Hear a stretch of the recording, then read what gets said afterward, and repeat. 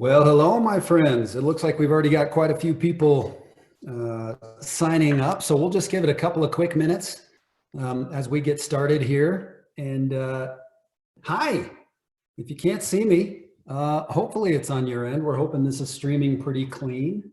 And guys, know this as we kind of walk through this process. A couple quick things to tell you. Number one, I'm at home, you're at home. We're all kind of using home tech today.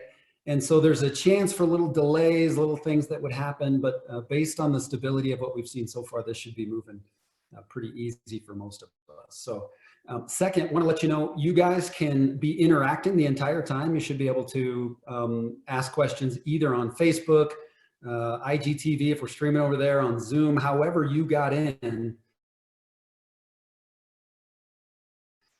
There's lots of platforms we're streaming on right now. And so all of your questions will come to us in one way or another. But what I want to do, let's see, about 3 minutes in, we're going to give a couple more minutes to let folks kind of load in, and then we'll get started because I want to make sure that we use your time really well. So as we do, just a couple of quick notes. Man, what a time. What a time. Who would have ever thought that we would all be meeting like this to discuss something like this? It just wasn't anything anyone anticipated. Maybe Bill Gates, and that's why he's one of the richest men in the world. The rest of us, I think, are caught by surprise. So as I walk through this, one of the things I want to share with you all is I am not in any way claiming to be an expert in epidemiology, or it's not my goal to try to take you deep into exactly how coronavirus works. What I will say is I'm pretty adept at gathering information, new topics, learning things, and then synthesizing that. So when we get into the section on coronavirus, which we'll start with, I'm going to bring you through what the numbers say. And I want you to know, I think it always helps to know where someone sits before you know where they stand. And my approach with that is going to be, we're going to walk through what the math says about the coronavirus. And we're not going to spend a whole lot of time on it because most of what I want to do today is spend time with you on these economic topics that I think are probably more valuable. So we're going to start with coronavirus. We're going to inch our way down to the macroeconomics. And then from macroeconomics, we're going to drill down further still into local economics. And then what should I be doing right now? And then what can I expect? And I think that's going to be a pretty helpful process as we walk through this. Because that's really our goal. It's to equip people with as much information as we possibly can. So if you have comments, if you have thoughts, I'm going to come to those at the end. But feel free to, you should have a little Q&A section there. Feel free to jump into that wherever you are, whether again, Facebook comments or otherwise. Okay. So I want to use your time well, guys. Let's get started together. I'm going to start taking you through this process right now. So the first thing I want to do is I want to begin talking to you about coronavirus itself. And as I do that, I'm going to actually cut my stream so you guys can just look at the presentation. And hopefully this all comes through for you nice and clean. So the first thing we're going to talk about is kind of this first question, the narrative battle. I think this is what you're observing happening in the news today. This is why it's so hard to get good information. It's not that people are necessarily unable or unwilling to find good information. It's that they're so vested in seeing their beginning narrative play out that they're really not even taking the time to kind of step back, challenge themselves a little bit, and really understand what's going on. So you see this narrative battle happening in coronavirus, for instance. The battle is, isn't this just the flu? And guys, some of us are past that point. Some of us are, and I would say the majority of us are still in that place where we're thinking, hey, isn't this just the flu? We're going to dig down into that. Others are saying, hey, this is the end of the world. And maybe both of those are a little bit off as we walk through it. I think you're seeing the narrative battle happen as well when we're dealing with what's happening in the financial markets. We're seeing that in huge plunges on the Dow one day, and then you'll see some of that gained back, then another kind of big plunge, some of it gained back, another big plunge. That's that fighting back and forth between bulls and bears trying to figure out what the market really is doing. Now, that does not work for me. I'm not really interested in establishing or in trying to kind of get tossed back and forth on top of these different narratives. My perspective is really, I always want in everything, my goal is always to establish, you might have gotten slowed down there. I'm going to start that again. So my goal in everything is always as quickly as possible to establish authority. I think this is important for everything you think about. Every bit of information you interpret, it needs to be interpreted through the lens of authority.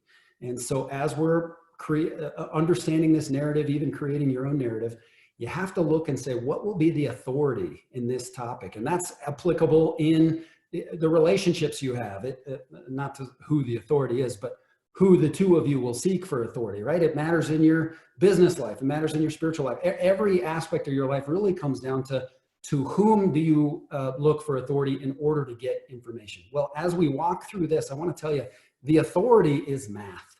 And that math comes from, the reason I pick math is because we've got this old saying, look, the men lie, the women lie, but the numbers never lie. So I just want you to walk through the numbers with me here. I'm going to show you this, and I just want you, regardless of what you think about coronavirus, whether you think it's a big deal or a little deal, I want to encourage you for the moment, step back and be willing to look at this anew. Just start completely over, set aside everything you think, and let's just start again from a new perspective. What I'm showing you here is now the very famous map that was put together by Johns Hopkins, and you can go to it yourself. You can Google it. It's a fantastic graphic and really viscerally helps you understand what's going on. What I want you to see about this is up in the left-hand corner there, that total confirmed 247,400. This is real time. This is happening as we go. Now, keep in mind, China is now saying that they've got theirs under control. They're reporting numbers that frankly are mathematically impossible. So their numbers are hard to trust. But even if you set those numbers aside, you have to consider what's going on with this virus. 247,400 people now infected, or who have been infected. Of those, 86,000 you'll see over on the right-hand side have recovered. And certainly that's good news. What matters the most, though, about this graph is that little spot down there at the bottom. It's that little graph that shows what we call the logarithmic scale.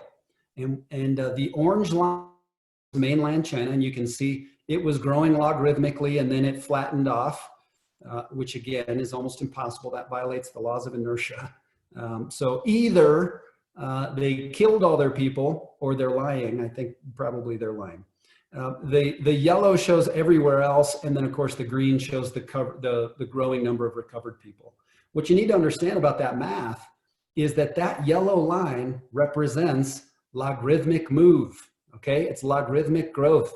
Now that means that this is measuring things in order of magnitude, okay? So here's what you need to understand when we talk about coronavirus. There are two things that make it different, okay? There's two elements.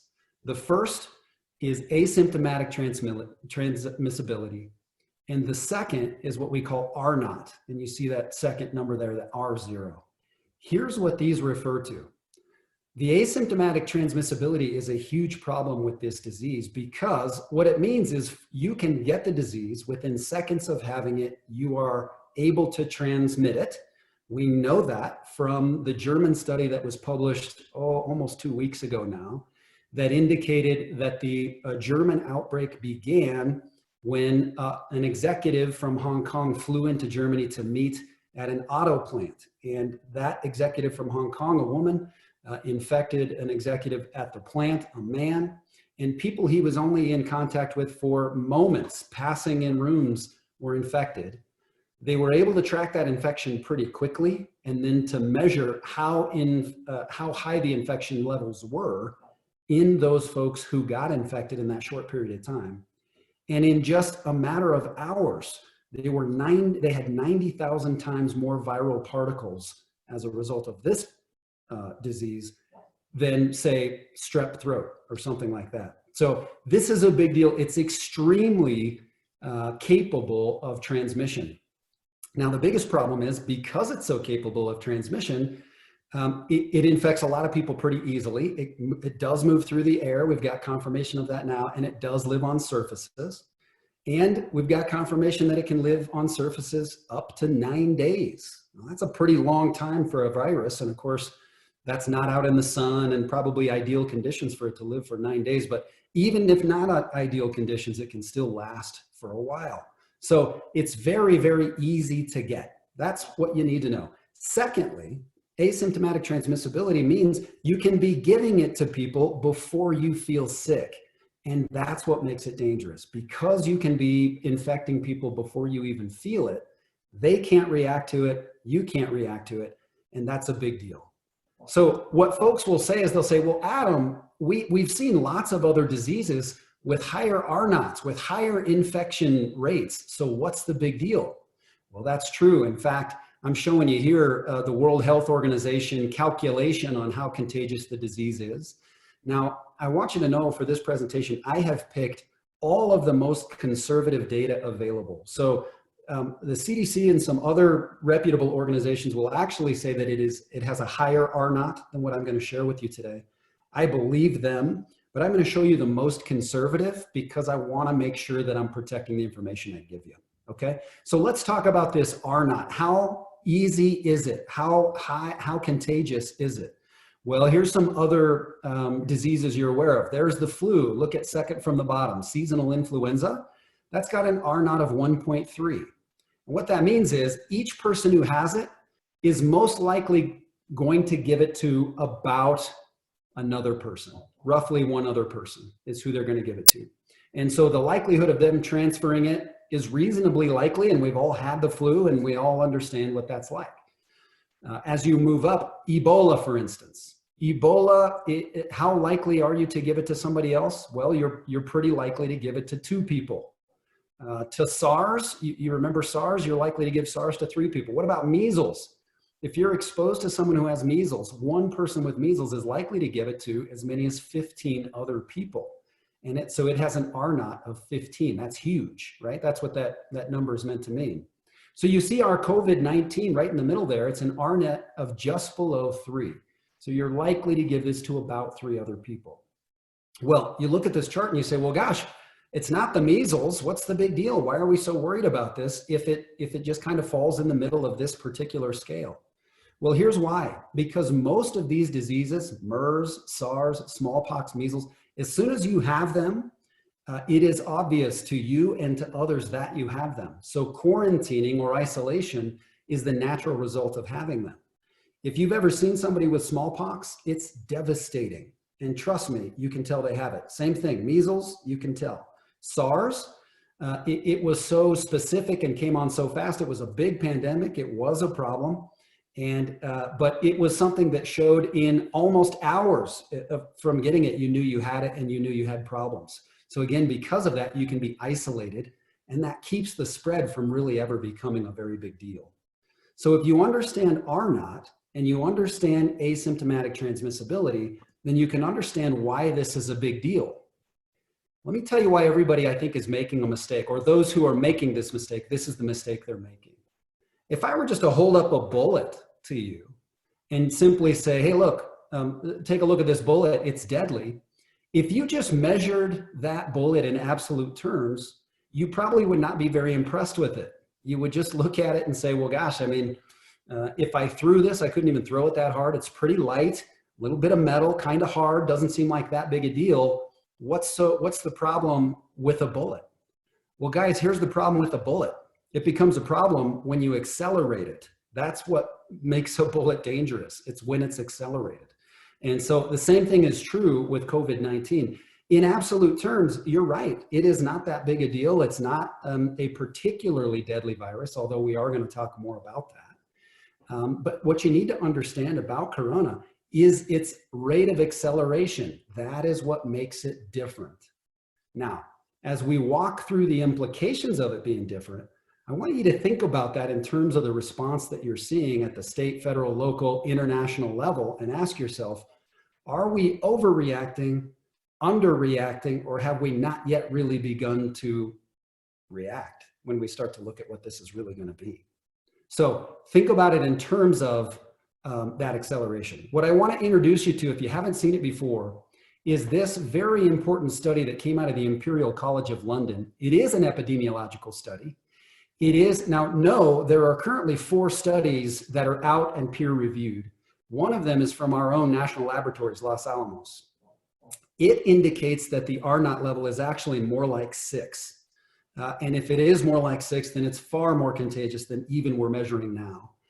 There's also a Chinese Academy of Sciences study, which indicates that it's somewhere around 3 or 4%, or a 3 or 4 R naught. And so there are differing numbers. Again, to keep my promise to you, I picked the most conservative. And so I'm going to show you this Imperial College London study. And this is going to answer the big question everybody's been asking. So take a look, try to really pay attention to this particular graph, because this one's going to help you. At the bottom of the graph, you should see a red line, a red horizontal line, and it's a flat line. That red line indicates how many hospital beds we have. That's what our critical care bed capacity is. So it includes ICUs, it includes all of the other beds that you could incorporate to provide critical care. So that's the worst case scenario. Now, you have to understand, this is for the United Kingdom. This study was done at the Imperial College of London. It's not the same as our Los Alamos study, but so this is actually representing their critical care beds. But our population is 5 times more, and we don't have 5 times the bed. In fact, we have something similar in terms of the number of beds. So our curves are actually larger than this, not less than this. Now look at this. That first black line, that really tall arrow shooting up in the air, that's if you do nothing. Now this do nothing idea, this is becoming really popular. And you're seeing this in spring break. You're seeing lots of folks out there who are just saying, hey, look, why don't we just let everybody get it and let's get over this? Okay. Now, we'll get to kind of what the thinking is there. But look, as you kind of go down into these lower rises and falls, these peaks, you're going to see other activities. So for instance, that second peak, that's closing schools and universities. That's basically what we finally did after the infection had already really started to kind of run through the country. The next one is case isolation and household quarantine. We're starting to do that now, but only for a very small percentage of the population. Case isolation, and then of course the blue line is case isolation, home quarantine, and social distancing of people over the age of 70. So all of these things these are different ideas. Hey, what if we do nothing? What if we do a little? What if we try to do a lot? No matter what you do, what you have to see there is that very quickly, the number of people who become infected and need critical care, that's the key. This is not looking at the infected people. This is looking at the people who need help to breathe. The number of people who are going to need help to breathe are those peaks. And you can see very, very quickly that you are going to fly past the capacity of our government, of our society to care for those people. Now, if you don't believe me, take a look at a couple of other things here. Here's a kind of linear growth of total cases, and I just want you to see how quickly they're growing, okay? This has only been on our radar screen, by the way, since about early February, okay? So January 22nd is kind of when it started to hit the news that it was happening in China. That blue line indicates to you how quickly it grew from 0 to 250,000 people having it by basically right now. 0 to 250,000, that took what, 6 weeks? Something like that, 8 weeks? That's flying. Same thing, total deaths flying through the roof. I'm going to continue to give you just a little bit more evidence. I want to help make this visceral. Take a look at this. This is something you can Google as well. You can go to Worldometer, or I pronounce it Worldometer. Go to Worldometer, check out their coronavirus page, and they'll tell you in real time exactly what the number of deaths look like. So again, you see China at the top there, and they're saying they have 39 cases today, 3 new deaths. Again, with 80,000 people infected, that's highly suspect. I mean, literally, those infected people have to be in a box somewhere. I think it's better to look at, say, Italy, look at Spain. Italy's got 41,000 cases, 3,405 deaths.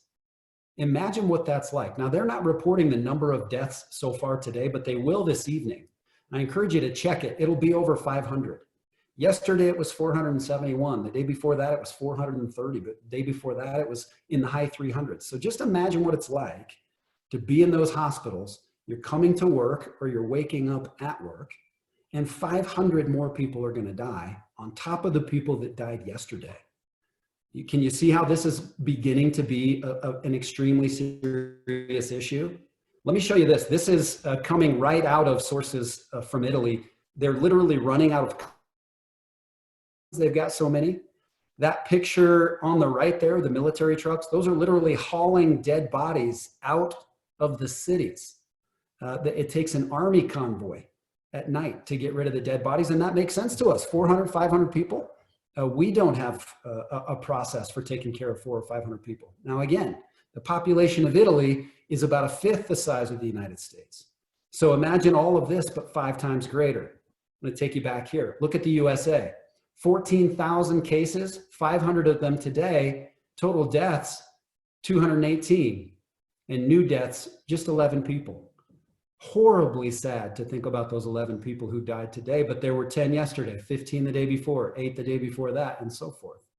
And this is going to continue to rise because that acceleration is what you have to focus on. So very, very soon, the United States will be in the boat these guys are at. Now, some of you have been at other speaking events that I have had on this topic or that I've had on the economy overall. And you know that I've kind of struggled to communicate to you the seriousness of that acceleration. I struggle because I try to find an analogy and it never really works. So what I want to talk to you about is doubling times and logarithmic growth, or times 10. Every time it gets times 10. Now, I was at a speaking event a week and a half ago, and I said by this Saturday, based on the numbers that we had, we would have 13,000. So you can see I'm wrong there. At the time, we had 1,100, and people said, you're crazy. You can't, it's not going to go from 1,100 to 13,000 by next Saturday. Well, they were right. It wasn't to 13,000. It's going to be probably 15, 16,000 by Saturday. So you can see how quickly this is moving. Now, how quickly does it double? When will it be double? You won't believe me when I tell you this, but the math is right, okay? So it's going to double. It's going to go from roughly 15,000 to 30,000 in 4 days. That's 4 days. So in 4 days, today is Friday, Saturday, Sunday, Monday, Tuesday. By Tuesday, you'll see 30,000 people on this list. Now, when does it get 10 times bigger? When does it go from, say, 1,400 to 140,000? Well, that only takes about 11 days right now. That's moving exceptionally fast. So if today is the 20th, right by the end of March, last part of March, maybe by April Fool's Day, you're going to have 140,000 people who are now new cases confirmed. Now, some of that is because we are getting better at testing, and I recognize that. That makes no difference. The transmissibility rate is still holding strong. And so I believe when we look at these numbers, we're not looking at the total number of infected. I'm not under the impression that we are, but these numbers are still helpful in determining what the acceleration or the velocity of this bullet is. And this is why you have to get out of the way of it. This is why it matters so much. I hope that makes sense. I hope it puts it into more visceral understanding. It doesn't matter that this is just the flu. It doesn't matter that 80% of people are going to be okay.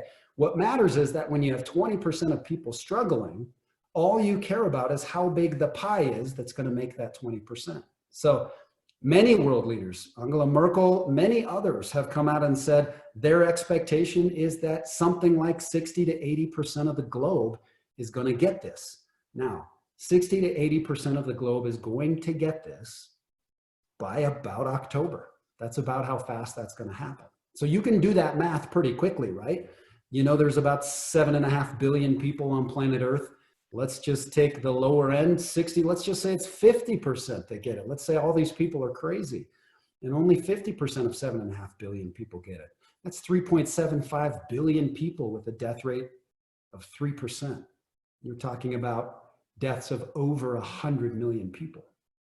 Now, are we overblowing it? Are we saying, oh gosh, no, that's just the math. That's what the math says. Roughly 3% of the people who contract it are going to get it, or going to die from it. Of those, by the way, who contract it, this is something that I hear the most, and it's so cavalier, I would just say awful. A lot of people say, you know what, only old people get it anyway. Let's not worry about it. First of all, if you think that's a good thing, I mean, look, shame on you, right? Just because they've been on planet Earth longer, let's get rid of them. That's the worst perspective I can imagine. It's the lowest human instinct. The only folks who would cheer that way of thinking are the Nazis, right? Let's just get rid of them. We don't need that kind of person anyway. So first of all, shudder the thought. But secondly, it isn't true anyway. Take a look at this. This graph in front of you, or this chart in front of you, is from the CDC from today. I've updated all of this information immediately. Look at this headline from the New York Times. The CDC data now shows nearly 40% of patients sick enough to be hospitalized were 20 to 54. Now, the risk of dying is certainly higher among the older folks, but I didn't just go off this headline. I actually went to the CDC and pulled the data myself. And so you're seeing that on the left-hand side. So if you take those 20-year-olds to, say, 54-year-olds, that's a pretty large cohort. You get up to, even higher than that, and you can see 30-40% of all the people who are getting this need to be hospitalized, are under the age of 54. Now, that's a huge deal because it indicates to us that this thing is a lot more deadly and a lot more bothersome than it seems. Now, let me add to that. There's new information coming out. I'm not including it in this because I wanted to have more time to be peer reviewed, but I personally have seen 3 or 4 reviews of studies that have indicated that people who recover, the 20% who get sick, they go to the hospital, they're in the hospital on average about 3 weeks. When they come out of the hospital, 20 to 30% of the people who come out of the hospital have had their lung capacity permanently reduced by 20 or 30% because the scarring is so significant in their lungs, it will just never heal. It's like breathing in fire. And so 20 to 30% who recover still are going to deal with this for the rest of their lives. So this is a big deal. The society, here's something that we forget. Our culture is made up of smaller groups, right? The whole culture, for instance, our federal government is made of our states. Our states are made of our cities. Our cities are made of towns. Our towns are made of friendship groups and corporations and bodies, church bodies, things like that, all the way down till you get down to a family. And when you go from a family down, you get down to the individual. Each one of those organizations of human beings reacts the same way when it gets very sick. And what is that? It stops what it's doing to deal with being sick, and then it gets back to work. Have you ever taken a sick day? If you've ever taken a sick day, that's because your body said, hey, look, not today. We have to focus on nothing but getting better today. Well, this is such a big sickness that the entire globe has to grind to a halt to look at this. Now, I know many will say, well, it still isn't worth grinding to a complete halt. I think there's room for discussion between how much should we halt and what ways should we halt. And that's why the curve that I showed you was the curve that did not include mandatory lockdowns. You can find curves with mandatory lockdowns. They don't help that much unless you believe China's numbers. Let's take a look at that. It doesn't really have to be the end of the world when we think through this process, okay? There are a couple of options. There's option one. Let's not lie to each other. Let's not politicize this. Let's not take sides, right? That's what option one looks like. That is Hubei province, Wuhan city, an area, by the way, of 60 million people. This particular city is bigger than Chicago. It's got 11 million people just in the city. So this is a massive city. There's one guy out. There's option one. Here's option two. This is them. This is how they're doing it. This is how we're doing it. Now, look, I'm not criticizing this completely. I get this. There's part of me that completely understands it. I'm an American, and I love rugged individualism just as much as the next guy. I like John Wayne. I get it. I live far away. I live on a ranch. I want to be out in the country. I don't like to be told what to do any more than the next guy does. But the reality is when you're trying to reduce this curve, that's your only option. That's the only way to do it. Now, I don't think we're going to do that. I think we're going to stay here. This is just in our DNA. And so our curves are going to be worse than theirs. So don't look at China and say, oh, it looks like they got theirs under control by having people sometimes stay home. That's not what they did. This isn't what downtown Denver looks like right now. You guys with me on that? So this is a big deal. There are options, but let's also face reality. Let's face math. This is the option we're going to take because this is who we are. Now we're going to mitigate it a little bit. We're going to stay home. I'm home now. We've got a continuity of business plan going for Modern Mortgage, and everybody's working from their remote locations. We've been working that way for a while. We feel like we saw some of this coming and wanted to be ready for it. And so it hasn't affected operations for us per se, at least not inside the company.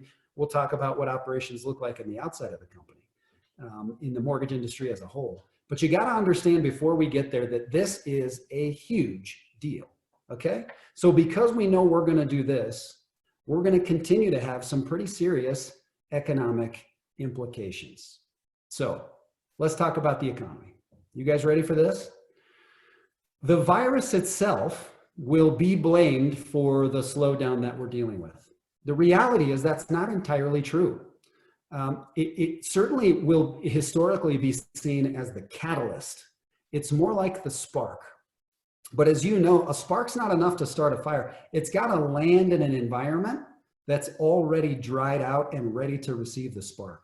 So we've had sparks go up all through this growth period through our economy, and you guys remember them. SARS and MERS, those were other pandemics. We've had other big problems, economic, financial issues over the last, say, 8 years, and all of those have been navigated. Remember when we were worried about North Korea having nuclear weapons? That didn't slow the stock market down at all because the environment around was too moist, if you'll allow the analogy, to let that spark hold. Now, had the environment been different, that spark probably would have been enough to kick off a recession. But instead, the practices in the economy were allowed to continue forward to the point where really the environment around the economy is so dry, it's so ready for a spark that as soon as one came, it would have started this whole forest fire anyway. Now, that's not to diminish the size of the spark. Just because a spark would have done it doesn't mean that this isn't a meteor. It's a big one. It definitely is a big one.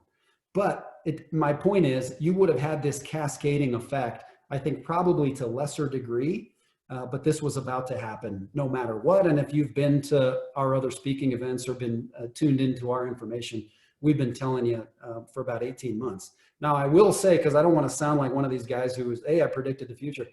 I really believed that the recession would begin in October of 2019. And so here we are a few months late. So they say in my business, early is the same as wrong.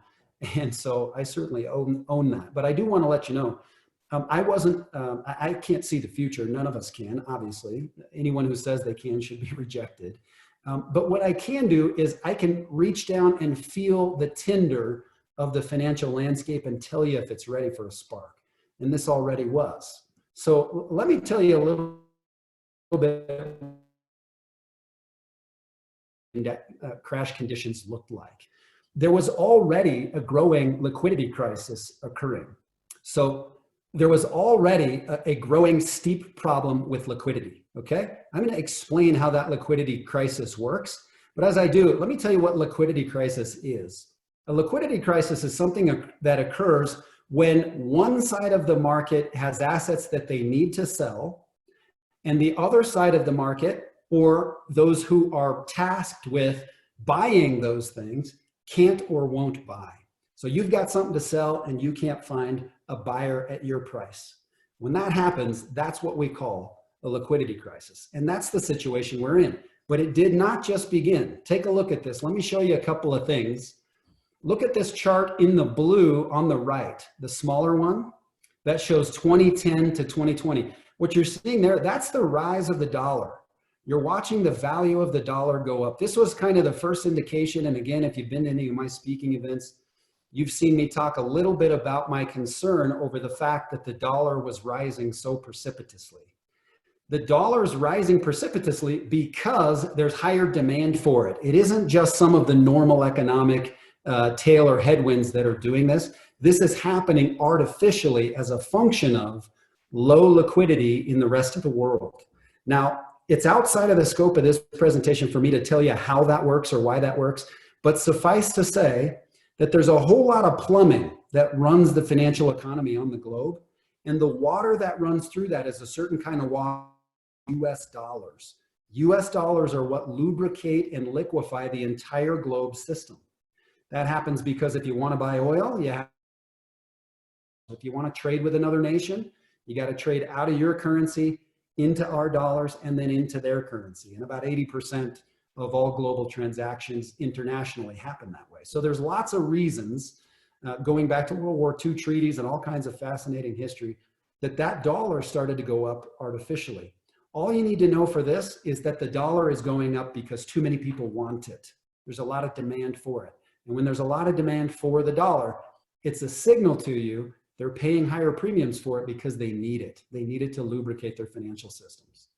Now, we got a big shock. This big shock came in October, and I will tell you, actually it came in late September, and I will tell you, because I had been predicting a recession to begin in October, I really believed this was the beginning of it, and this is why we began to make our moves then. What you're looking at here is just a quick snapshot of what's called the Secured Overnight Financing Rate, or the SOFR, and the federal funds rate. So the dark line is the Secured Overnight Financing Rate, and the orange line is the funds rate, Fed funds rate. Now, here's what you need to know about this. You see this huge spike at the end there? What this means is, in what we call the repo market, there was a complete lack of dollars. So here's how the American banking system works. All of our banks are required to keep a certain amount of money on deposit to protect them. That's a requirement of the Dodd-Frank bill that was passed in 2010 as a result of the last meltdown. They thought, hey, so that we don't have banks having trouble again, let's make sure they're forced to keep a certain amount of liquidity on deposit all the time. Well, sometimes one bank, let's just call it Bank A, Bank A has a really good day, and they get all kinds of money coming in, and it's great. A bunch of people deposit in their neighborhood, and things look great. And then you've got Bank Z way across town, and they made a whole bunch of loans, and so their deposits are really low. Now, one has too much, the other has too little. And so what they have to do in order to satisfy the federal funds requirements is they borrow and loan to each other overnight. So Bank Z calls Bank A and says, hey, we're a little short. Can you cover us tonight?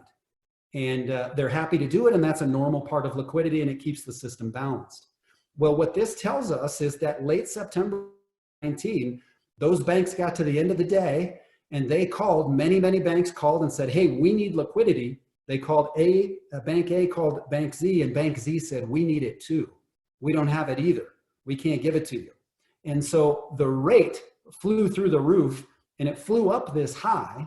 That's why you see that spike. It's an indication that the interest rate increased, because they were trying to find some level at which one of the banks would part with their money. So they had to entice them, move the rate up more so they could get liquidity in and meet their requirements. Now, you should know, it never happened. No bank was ever able to come in and provide the liquidity that was needed. It was the Federal Reserve that had to come in and do that. And that was an unprecedented move. The Fed Reserve had never backed up the repo market before. So we were already starting to see big problems with liquidity, and those problems with liquidity were pretty predictable. But here's what has become an issue, because we have had so much tinder around us in the financial world, needing liquidity, needing moisture, that it's all dried out. And so here's what we have to kind of move to. Let's talk about bonds, all right? No, sorry, not James Bonds. You got to fit a little joke into this financial stuff, don't you? It can't be, you got to get a little bit dorky. All these bonds are, boy, the bond who's hurting the most, by the way, is the latest guy. His movie's not even coming out now. So pretty sad stuff. But let me explain to you a little bit about how bonds work, how the bond market works. And don't let me lose you, because this is really important for you to understand, because the more you understand about the bond market, the more you're going to understand the entire system around you right now. Now, you need to know this for about the next 90 days, and then you can dump it in the trash. But until then, understand this. When interest rates go down, bond prices go up. When bond prices go up, interest rates go down, and the converse. When bond prices go down, interest rates go up. Let me explain why that is, Just going to give you a very, very easy example. I'm not going to include all of the functionality, coupon rates, and all those kind of things. I'm just going to keep this very, very simple. And this will very clearly explain to you how bonds work. Bonds are a lot like houses, okay? Let's say you bought a house. Let's say it was a rental, and you bought a rental house for $1,000, cheapest rental on planet Earth. And the monthly mortgage payment is $100 a month. Well, you had the $1,000, you just plopped it down and you paid off that house completely. And now you receive $100 a month. $100 a month is $1,200 per year. And because you paid $10,000 for this house, I think I said 1,000 was the price. Let's call it 10,000.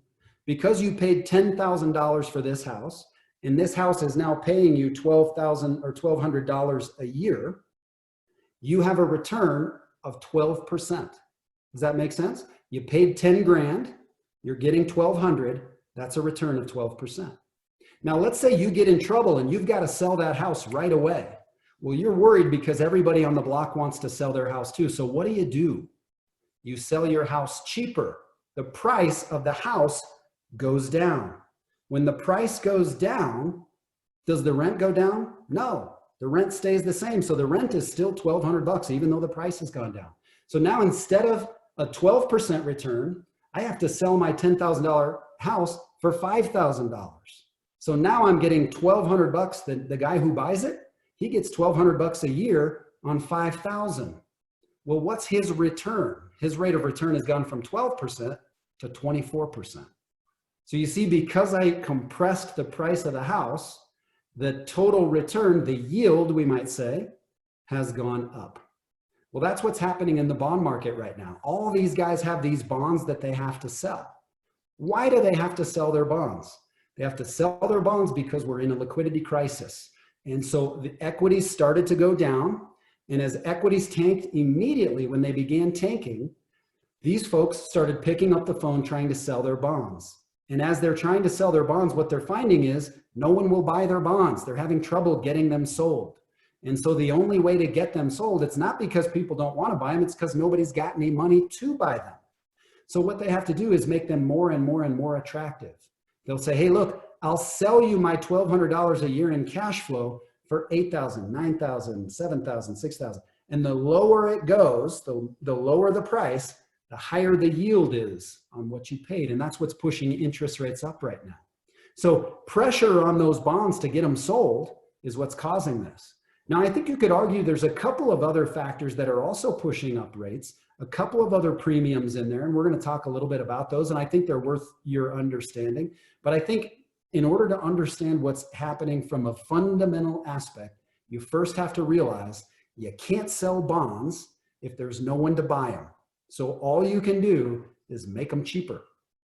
And when you make them cheaper, you create the environment that we're getting into now, which is an even more dangerous economic environment. And so that's what you're witnessing occur as we walk through this process. So I hope that makes sense to you. If it doesn't, ask in the question and answer section, ask what you'd like to go through, and we'll certainly come back to that stuff. But I want to kind of drill down now and make this even more clear in terms of what's happening in our local Denver market and what's happening in every local city and town across the United States. So let's kind of drill down. So what? Okay, you told me, I get it.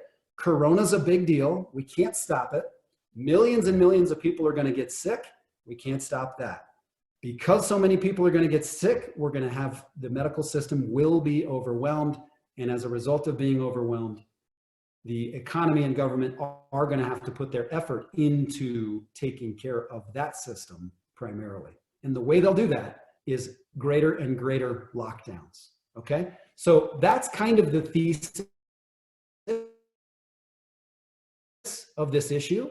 That then leads to this liquidity issue that's causing our kind of cascading reduction in value. And if you missed that, I said a kind of cascading collapse or cascading reduction in equities values. That's coming from the liquidity crisis. Trying to sell stocks, can't get your money on the back end, can't buy back in, you're stuck, okay? So right now, we're at kind of a fork in the road in terms of thinking more about what this is going to produce for us.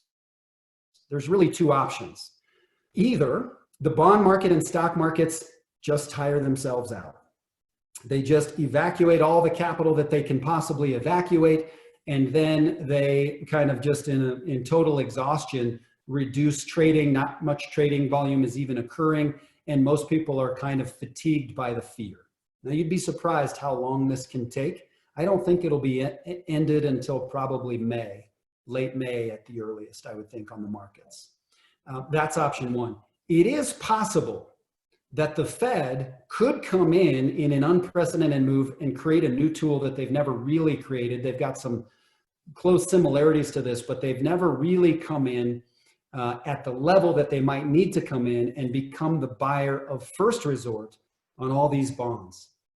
Now, understand, the reason rates are going up is because you can't really find a buyer for your bond. You're kind of jammed up. That's the basic reason. There are some other couple cushions I'm going to tell you about, but the main reason that rates are high is because of that ceiling or that pressure from underneath to cut prices and try to get some money. Now, if nobody buys, that cycle has to keep happening. That's one way, in the one kind of direction in the fork of the road. You could just keep walking in towards the final exhaustion of the market. That's option one.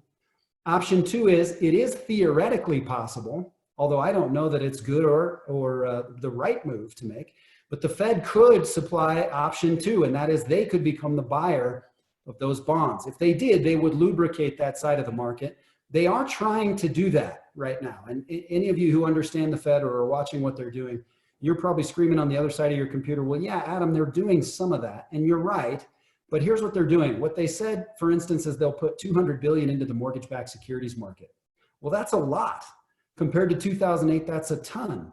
But compared to the size of the liquidity crisis, it's a drop in the bucket, and that's why no one cares that they put $200 billion in. We have to stop measuring things in terms of absolute terms and start measuring things in terms of the size of the problem we have here. Okay, so the total, just the T-bill market in the United States is $40 trillion, just the T-bill market. Well, how much did the Fed pledge? They pledged $500 million on Sunday night. Okay, if you have a $40 trillion problem and somebody agrees to give you $500 billion, you're glad to have the $500 billion, but that's a $500 billion. You need $39.5 trillion to go before you can staunch this market. So the Fed may be able to spark some activity there. That is a possibility, but guys, I don't feel very confident that they're going to be doing that. And so I think what that means is that you are not going to see interest rates come down. The folks that are telling you, hey, this is temporary, we're going to see rates drop in the next day, 2, 3 days, week, they're wrong about this. This is not going to come down. There is a substantial traffic jam in the bond market, and that traffic jam is really going to prevent anybody from being able to come down. So because of that, you're going to kind of see a change in the market, and I want to show you what that change looks like. Number one, you're going to start to see listings rise, and of course, if you're a realtor, and many of our attendees are realtors, then you know that listings are already going up. If you've got a client who wants to list, tell them now's the time. I got this from my friends, the good data crunchers over there at Colorado Home Realty, so thank you guys for that. Look at what this shows you. This shows an extreme increase year over year in the number of listings on the market. Now, you can see we already saw listings were starting to rise anyway, right? And that was because the market was starting to normalize. But this big jump up over 1,400, something like, what would you think that is? 1,550, something like listings hitting the market. That happened in a matter of days. And that's going to continue to happen for the short term. And you can expect to see that because there's really two motivations for those listers. They're the folks who were going to list sometime this year anyway. And now they're saying, hey, look, we were going to do it anyway. Let's try to get it while the getting's good. And so you're seeing that expansion occur, and you're going to continue to see it occur. And then you're also seeing all the people who touched a hot stove in 2008. And they just now have this kind of burnt hand reaction. I'm getting out of here before the other dummies start to run.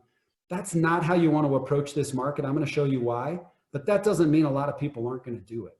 So if you're a consumer on this webcast, and I know we've got across the platforms, maybe a few hundred people here. Many of you are agents, some of you are financial professionals, business owners, and some of you are consumers.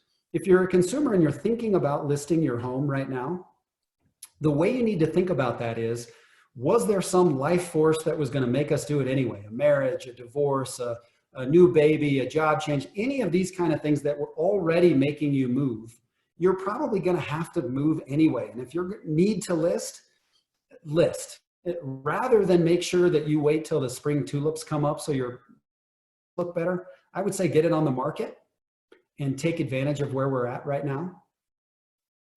I think I had a little interruption there, guys. So I would say, rather than take that perfect photo and wait another 3 weeks, I would get your house listed now while you still have a strong buyer pool. If you're a person who's listing because you're afraid, that's actually going to be the wrong approach. You don't need to list because of fear, because the problem is, as soon as you get that check from the title company, you're going to have to find some place to sleep that night, right? So you're still going to have a housing issue. And moving to rental, things like that, I'm going to show you why that's not going to be the best move for people who already have houses now. If you have a house now, having a strategy that helps you keep it, especially if you're happy there, is really going to be the best move this time. And I'm going to show you that through the numbers, okay? So let's kind of keep walking through this. Interest rates are going to continue to stay high. If your idea is, hey, I'm going to wait out, I'm going to do a refinance, I'm going to kind of wait till they're back down in the 3s. I heard the Fed has them at 0, so I'm going to, take advantage of that. Guys, I would tell you that's not going to be a move that serves you well. Interest rates are not going to come down. In fact, I would tell you they're the lowest they're going to be probably right now. There is a lot of problems with that. I promised you before I was going to share a little bit more about what's happening in the rate area. So let me tell you some about that. Underlying the current rate, there is a huge spread or a gap or a difference between the Fed funds rate and the mortgage-backed securities rate that creates your interest rate as a consumer, that one that's on your mortgage, your house. The difference there is the liquidity crisis I'm describing, okay? So that's why you're having that problem. But on top of that, you're also seeing that investors, the people we get the money from, the banks that ultimately own your mortgage, those folks are afraid that 2008 might happen again and that they might not get paid back.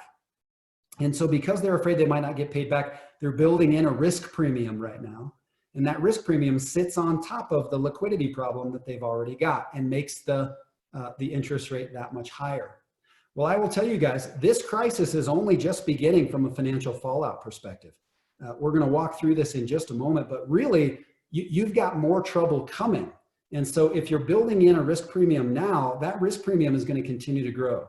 If you've got a liquidity problem now, that liquidity premium is going to continue to grow. And so because of that, as much as people get worried about rates in the 4s, and rates, I'll tell you, they're in the mid 4s right now to do what you need to do. That mid 4 rate is going to look pretty fantastic pretty soon. And so I want to encourage you to grab those rates. Do not wait. I know that you have been taught over the last 12 years, wait and rates will come down, but the rules have changed. We're no longer in the kind of environment we were in before. We're in a new environment. And it is very unlikely that the Fed can come in and lower rates. Now, let's say they can. Maybe they do buy that whole $40 trillion worth of bonds and the rates fall and we're at 30-year fixed in the high 2s. Maybe that happens, right? That is still going to take such a long time to filter through the market. By the time we get to that, if you've not taken care of your reserve position, you're not going to be able to, okay? So if you need to act, you got to act right now. So you need to call your banker. If I'm your banker, you need to call me. You need to call my crew. If you're looking for a banker, you need to call me. And if not, you need to call a banker you trust and have that banker lower pull some cash out of your house.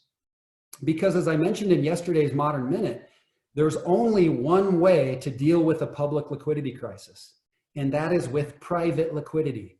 You need to be doing the opposite of what the society in general is doing, okay? If they party on spring break, you got to stay home. Okay, if they stay home, you got to go party on spring break. That's kind of how this whole process works when you're dealing with the financial markets, okay? So when the liquidity crisis hits the globe at large, if you're at home and you've got a little bit of savings, you're good to go. Now let's talk about those savings. What do I mean when I say savings? Well, let me tell you what I don't mean. I don't mean your 401k. The last thing you want to do is cash that thing out now that it's dropped so much. Just let it ride. Leave that in. I don't mean a HELOC. And why don't I mean a HELOC? Here's why, guys, and this is really important. I do not mean using your home equity line of credit because two things are happening. Number one, your home equity line of credit is no longer tax deductible. Okay, so you've lost that tax deduction unless in this horrible crisis, you're going to pull that money out to remodel your bathroom, in which case you probably don't need to worry too much about your reserves anyway. You're a crazy person, you're not worried. And so you don't have to worry too much about that. But if you're just pulling the cash out to sit on it, it's not tax deductible. That's a big problem. Secondly, and an even bigger problem, is we're in a rising rate environment like I just described to you. Now, most people are not saying that yet. Okay, I'm telling you, most of the pundits are wrong about this, but they're going to change their tune in the next weeks. So if you take that HELOC money out, that HELOC is subject to daily interest rate. It improves second by second. It gets higher with this bond movement. So you don't want to be in a dangerous time, a precarious time, with a mortgage that's getting more and more expensive every single month. So instead, my encouragement to you, regardless of your interest rate, is that you go and take some of the equity you've gotten from this run-up we've seen over the last 10 years here in Colorado. So you bought your house 3 years ago, 4 years ago, 5 years ago, 2 years ago, whatever it might be. The house is worth more now. Now, I do not think you should take a huge amount of your equity, but 80, 85%, whatever you can get to that's say 85% or lower, will literally change your life in this market. And here's why. I want you to think about savings. I mentioned this yesterday in the Modern Minute, but here's what I mean when I say savings. I mean, you take your monthly budget, all your expenses, everything due, you find out what that is. You look through your credit card statements, your bank statements, your cash, whatever you're doing to pay your monthly bills, and you multiply that by at least 6. And if you have that number sitting in a liquid savings account, you're going to be fine. You're going to be totally fine walking through this market.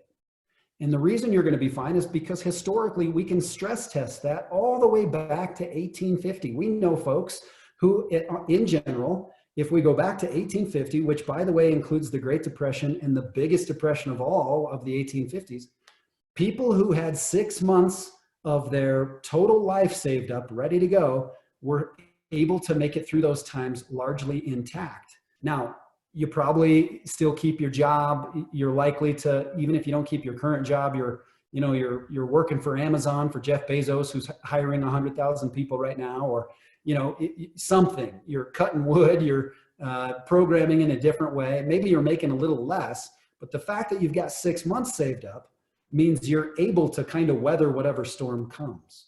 Now, as important as that, it also changes your behavior.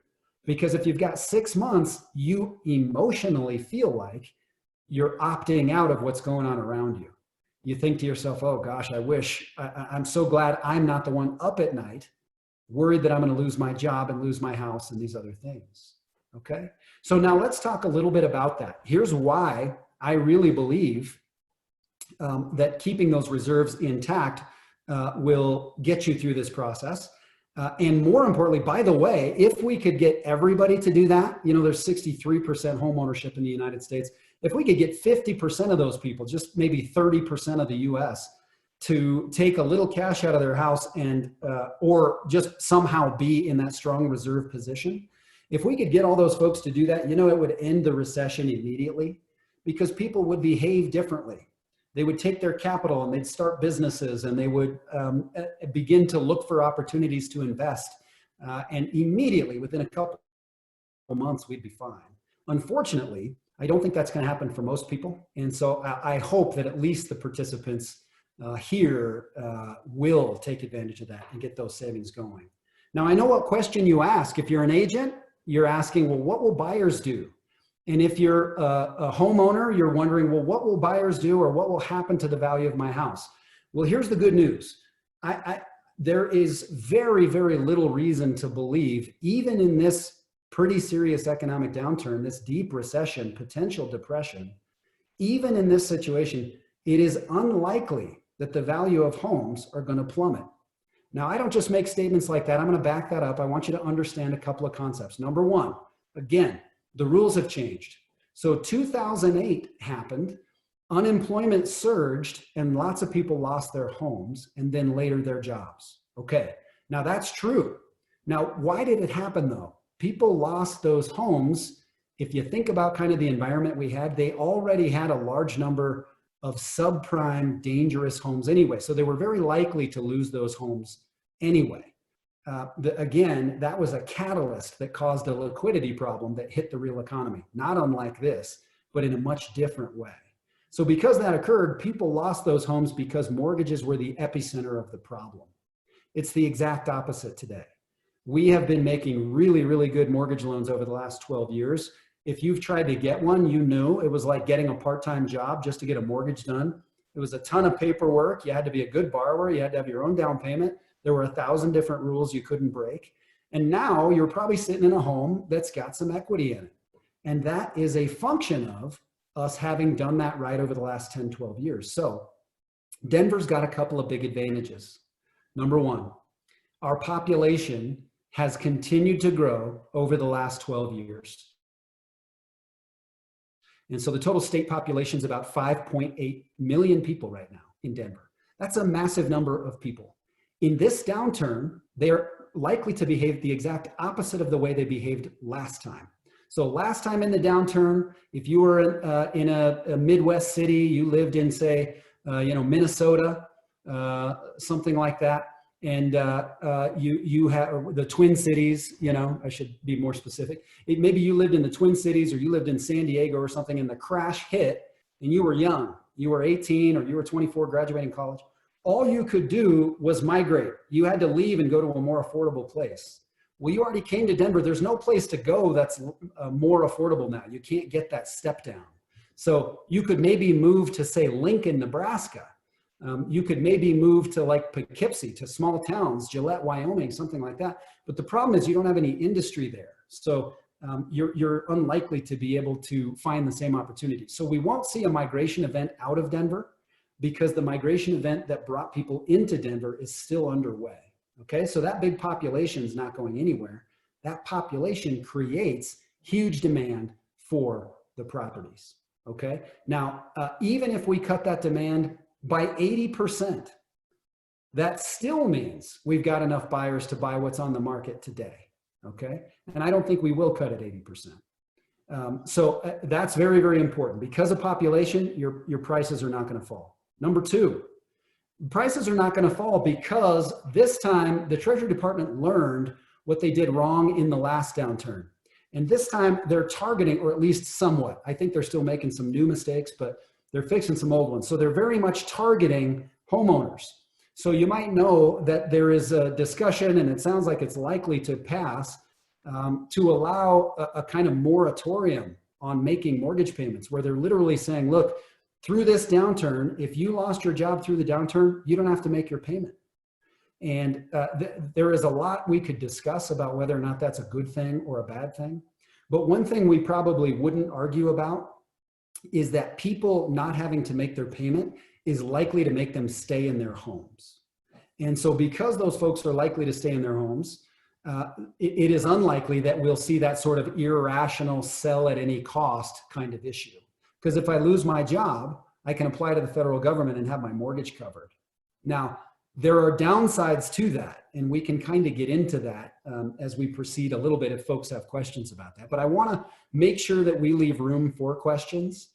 And so here's my overall message to you guys. I think we have talked a little bit about the idea that the coronavirus is a major catalyst. It's like a red hot meteor slamming into a dry forest, but the forest was already dry. Okay, so anything could have set us aflame. This is just going to be bigger. And so I think that's vitally important for you to understand. You got to stop wrestling with this. Is this the flu nonsense? It is not the flu. It's a big deal. Check the math and recognize that this is coming. Now, because it's coming, you're going to see it get tight in late April, early May. That's when you're going to have 1.4, maybe even as high as 3 million people infected. And then the country really has ground to a halt at that point. Okay, so you have to kind of keep your eyes out for that. You have to be ready for it. And the only way for you to be ready for it is to immediately, regardless of rates, grab hold of savings. Now, if you've already got them, you're in good shape. Good.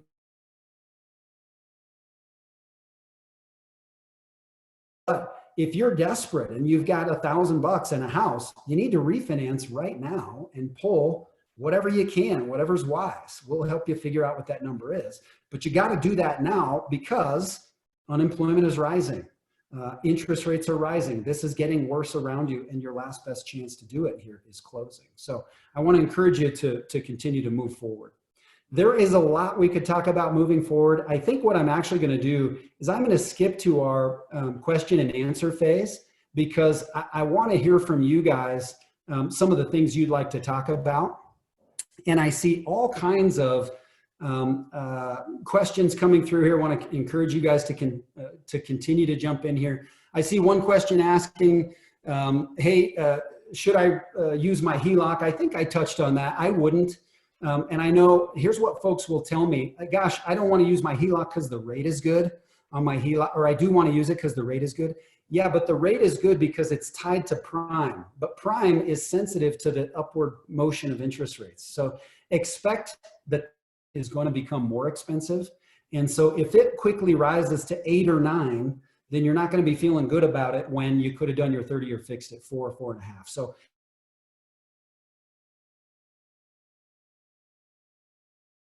I want safety in times like this, but I encourage you to move as you should. One question in regard to cash out refi, what if we newly purchased a home and already just did a refi? We put down 10%. It's a good question. You actually need to talk to a banker specifically about that. You may not be able to take out cash out if you're trying to use a new appraisal, but typically the rules will allow you to take out cash as long as you're still using the old appraised value. So when you first buy a house, you typically need to be in it for about 12 months before you start taking cash out at a new value. But that's a question definitely for one of our bankers. So go ahead and you can email us to find that. You can see ateam@mod-mortgage.com and we'll help you with that. You're also asking if I have rental properties, should I refinance them today? The short answer is you absolutely should, unless if you've got 6 months of PITI sitting behind those and you've got 6 months of your budget sitting in a savings account, then I don't think refinance. If you do need the cash, I think you need to get it right away and as quickly as you possibly can, because the capacity to get those through is diminishing. So it's important to take that cash while you still can. And that will help you hold on to your investment properties, which, by the way, will become more and more valuable as we walk through this process. So as life goes on, as these years go further and further, you're actually going to find that having rental property is an even better investment. The stock market's not going to be looking good for a couple of years. When it begins to recover, it's going to be a tacit recovery. All this debt is going to make it hard to earn money in the stock market. And so real estate that you buy on this side of the crash, the stock market crash, is actually going to be even more valuable later because the interest rates will be better. So great questions. I see a whole bunch of things coming in. Let me just check these really quick. Yeah, Joy makes a great point, which is that most of the folks here in the US are still not even being tested, and that is certainly true. Too many people are being left behind by this, and it's just absolutely a tragedy. We're going to continue to see testing improve, but I'll tell you, they'll get to a point where telling the test, sharing the test is almost going to just be too much. It's kind of a sad thing. They're not going to want to tell us what the numbers look like anymore. So pretty soon they'll stop even telling us how many it is. But let me answer a couple more questions. If someone has reserves, what do you think about putting money into a mutual fund, Roth IRA for retirement? What a great question. Here's what I think, guys. I think when we look at this is my belief. I would have told you this before this crash. I do not yet believe that the market has retraced to its actual values. So what I mean when I say that is the Dow Jones, the S&P, I think they're only, personally, I don't give financial advice in terms of trading, but let me tell you this. I would not touch this market. I think it's only fallen about 60% of the way it's going to fall. I don't think you can trust the S&P until it's down to about 1,500, sadly. And I say that with humility and frankly, sadness. I don't think you want to get involved in this market yet. Let it crash first. If you're not in, don't put new money in. You don't need to worry about catching falling knives. Wait till they're established, and you'll know just by the movement of the economy what things look like on the other side. Here's another great question. If people are going to panic sell, will rents go up as a result? So yes, in the short term, that is typically what we see. And Greg, that's exactly what I mean when I say that those folks who get the check for selling have to then deal with the fact that they still have needs. Those folks who sell their homes still have to live somewhere, right? And we found that out in 2008. So when everybody panic sold in 08, or they sold because were getting foreclosed on, all those folks still ended up having to rent somewhere, and we had an unprecedented rise in rates. Now, I actually don't think a panic sale or a run for the markets will work very long. I think we'll have a short-term glut of properties on the market. I think you can expect, sellers getting on the market for another month, 6 weeks. I think though, by then it becomes pretty clear that there's no point in panic selling, and you're just going to see the people who want to sell anyway. That'll be a whole different marketplace, but I'm not expecting a crash in real estate or a run for the real estate market. There's just too much there. And it's the only safe haven right now. So unlikely that people will run from it. So great question. I've got another question. What limitations are there right now for a cash out refinance, and what are the equity requirements? So there's two answers to that question. There's the maximum the banking system will allow, which is typically 90%, and you can get to 90 by using 2 mortgages or more. I don't recommend that. I do want you to keep a little equity. I still want you to have a pad, because I think equity home prices could still retrace. I think they could come down a little bit. I mean, I think you could see them come back as much as 10%. But keep in mind, if houses come back 10% over the short term, well, that means you lost the appreciation you gained in the last 8 months. That's not that big a deal. If you bought your house before, say, summer of last year, you're really not looking for that much depreciation in most cases. So what I would say is you don't have to worry so much about that. What I'm more interested in is making sure people stay around that 80%. So if you're at 70% and you can pull out some money to pad your savings and keep yourself safe, pull out 10%. You're going to be safe, but stop at 80. Don't take a high risk loan. Let's not add risk to you. What we're trying to do with these reserves is reduce your risk. I hope that makes sense.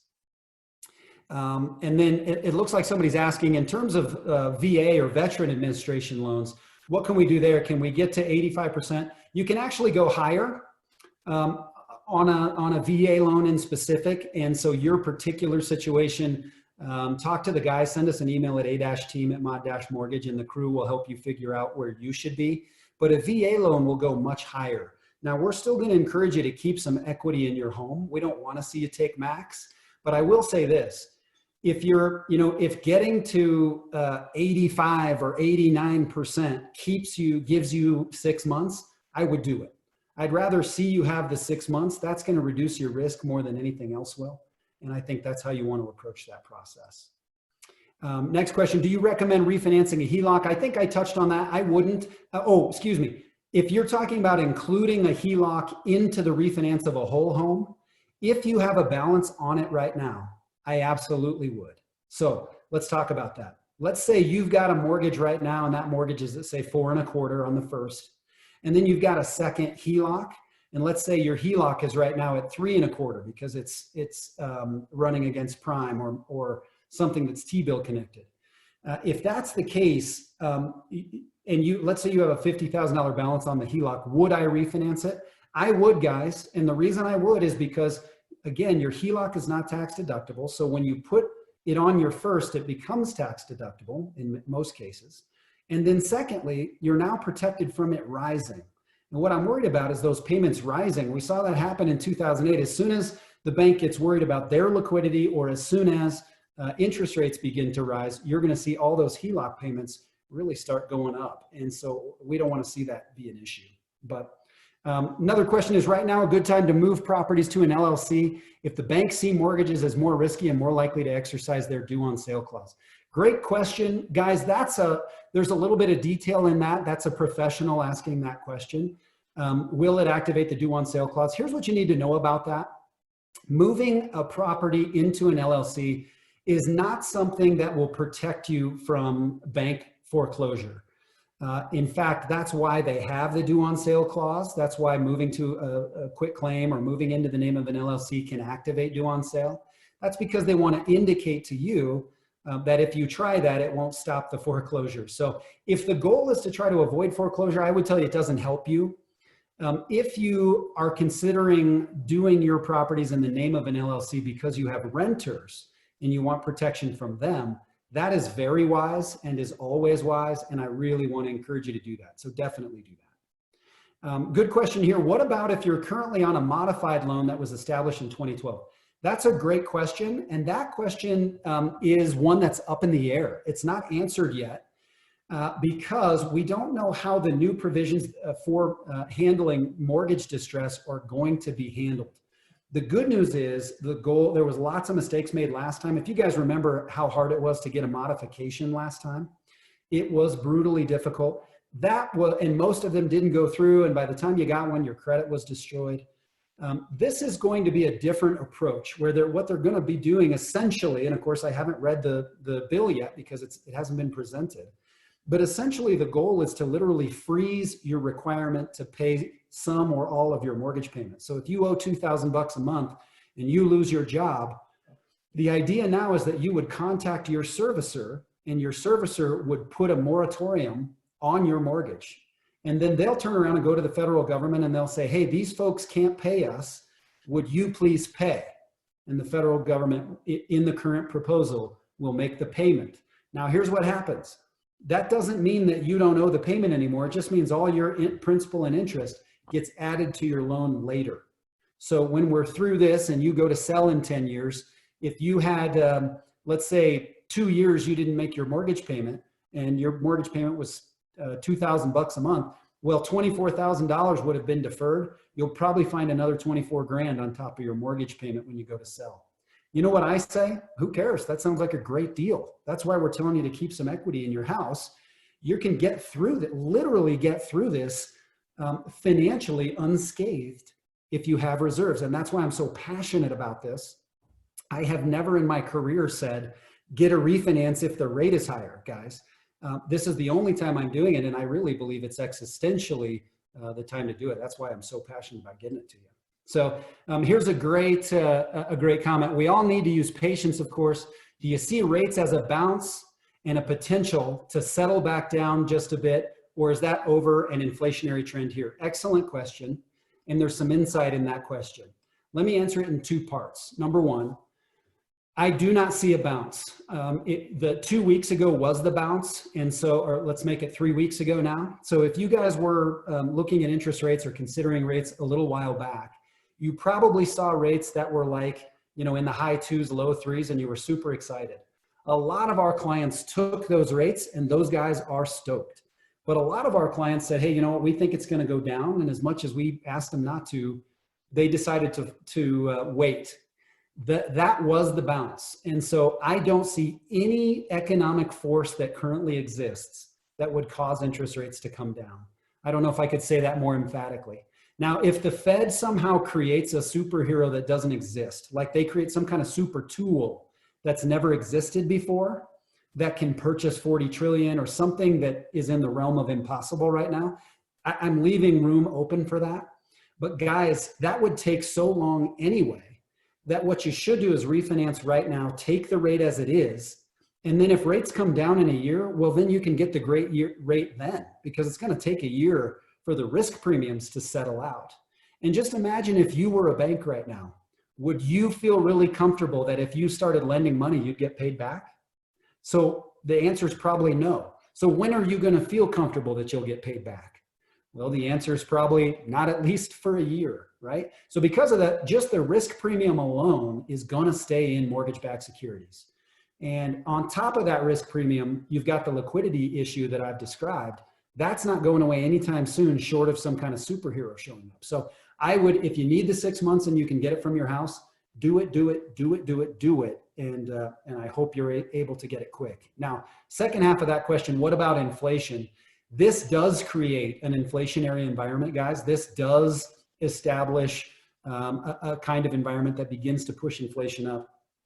I do not expect it to be what we would call hyperinflationary for some pretty substantial reasons. The most important of which is just the US debt is about to get so big that if rates got really very high in any form, whether it be T-bills or other kinds of instruments, that debt would be impossible to pay back. So I don't see hyperinflation. I do see typical inflation or standard inflation coming into the market as a result of what the Treasury Department's doing right now.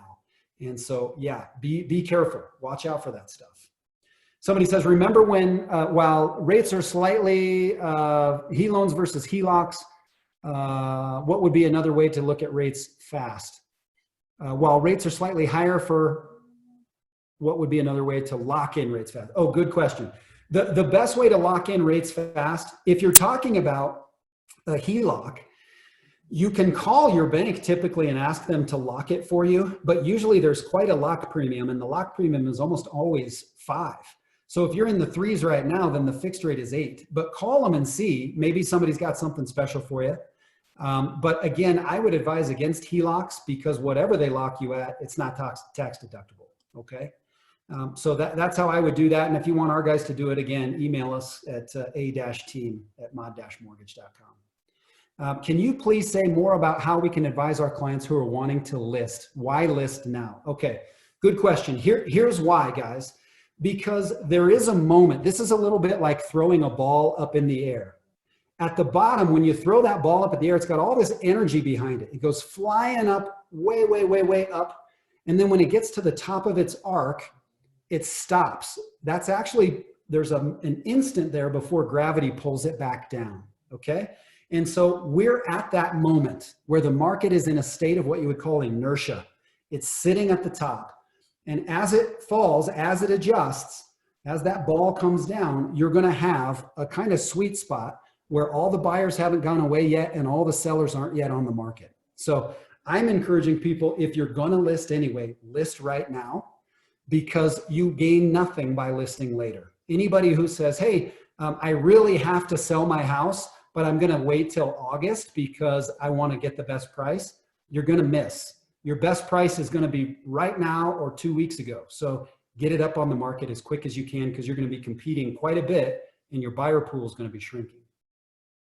Next question, if there's a life event like moving out of state and makes a move necessary, what's the exact advantage of listing in the next few weeks?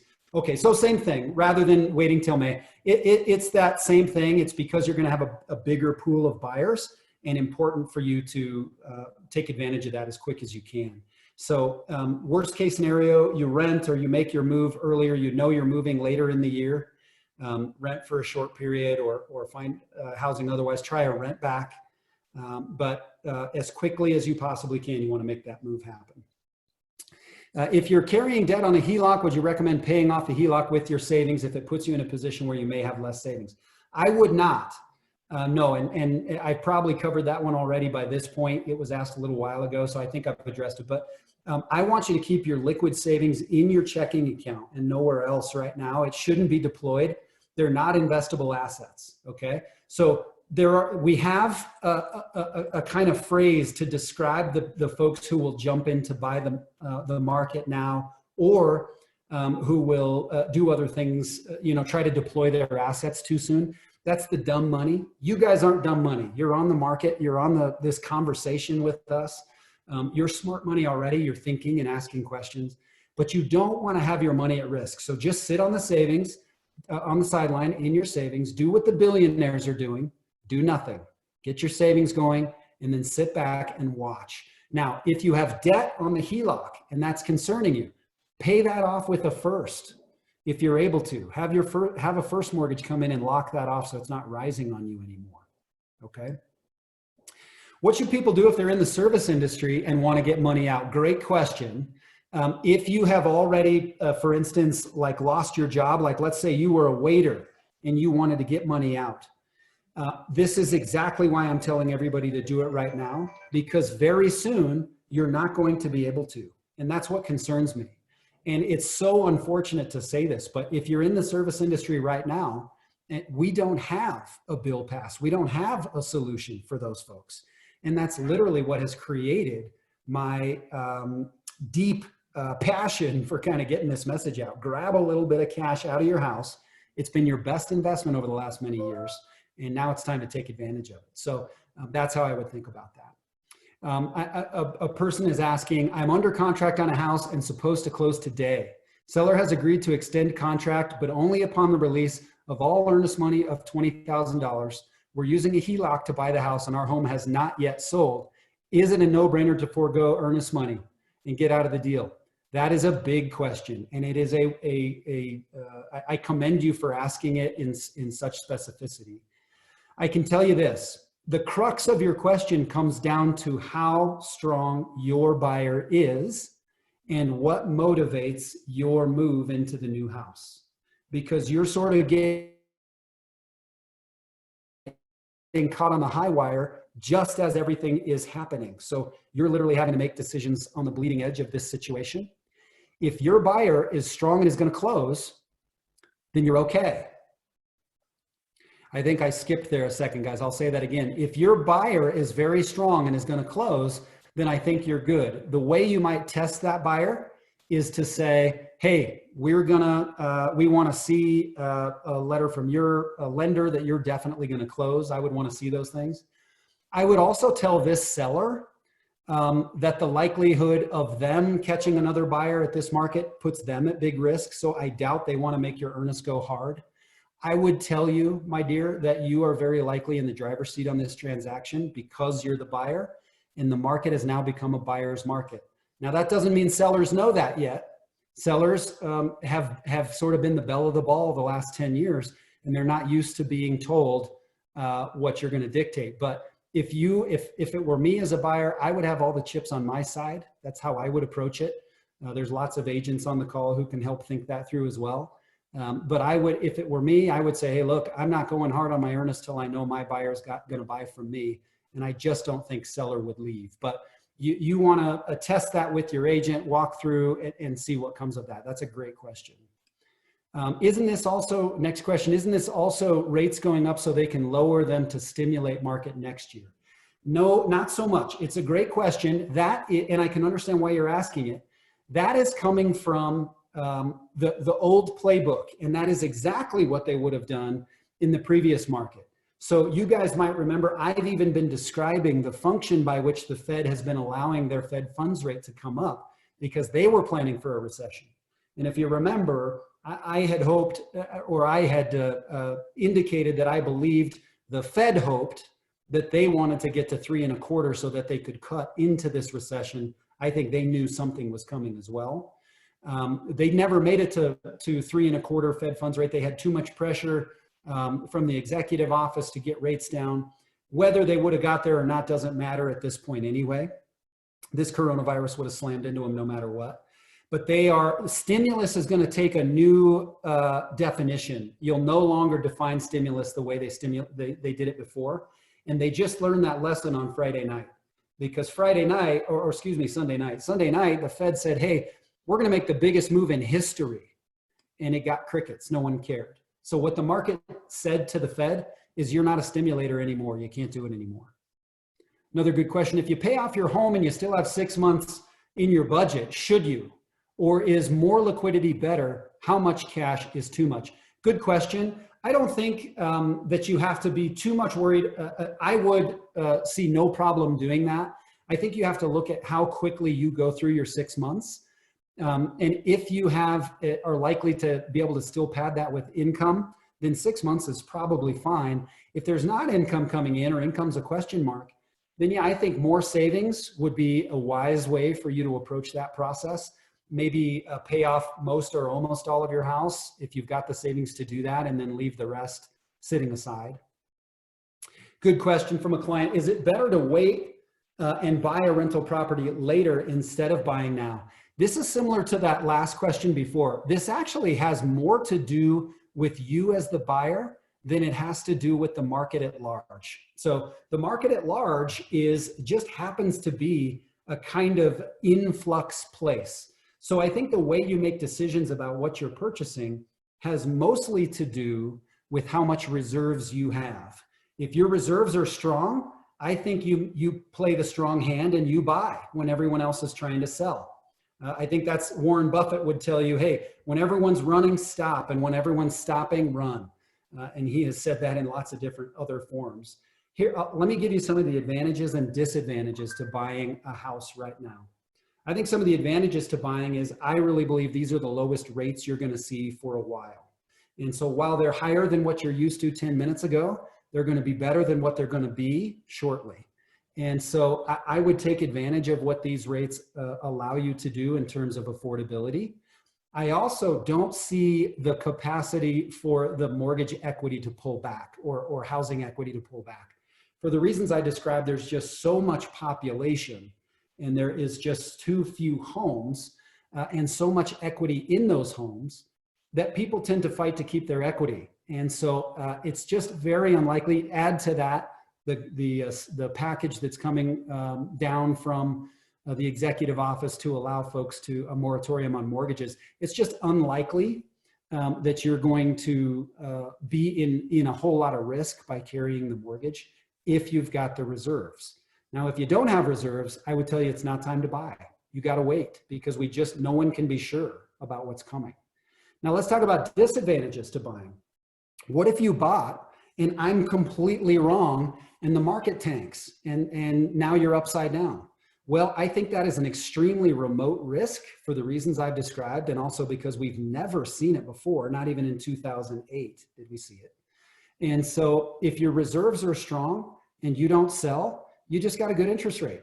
Nothing wrong with that. And in fact, when all the houses get sold, guess what happens to rents? To the point we made earlier, rents go up because all those people still need to buy a place. So I actually think rental properties are still the best place to be. I will tell you that I will have no trepidation buying properties. I'm still looking for properties.